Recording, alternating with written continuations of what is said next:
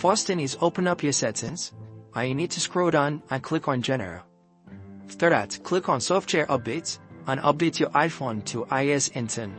So, let's scroll down to our control center. Let's scroll down to our lock screen and let's long click on our wallpaper. Once you long click on your wallpaper, click on Customize and you need to select lock screen.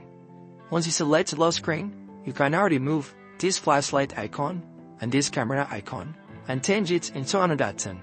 So let's click on this plus and let's select Open App. Once you select Open App, click on it again. So, just click on Open App. I think it is a bug, so let's click on Done. And let's click on Customize again. So select lock screen and now click on it. So in front of App, click on Choose. And once you click on Choose, you can select any app of your choice. So let's make use of App Store. So now, just click on Anyway and it's going to add the app to your lock screen. So click on Done and select your wallpaper. So as you can see, now if I click on this, I think I need to long click on it. So once you long click on it, it's going to open the app on your phone. So if you want to add apps to this place right here, let me show you.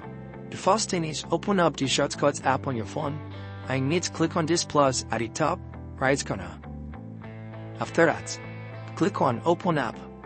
Once you click on Open App, click on App in front of it and select the app you want to open. So let's say I want to open Chrome. Once you select Chrome, click on Done. And now, you need to scroll down to your control center.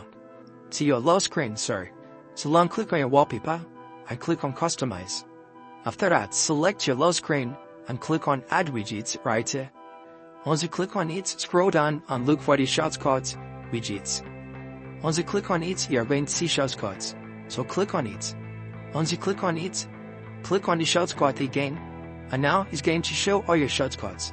So just look for the one that we just created, which is Open App #3. So you can also rename it if you like in your shortcut app. So let's cancel this. Let's cancel this again. And let's click on Done. So let's select our wallpaper.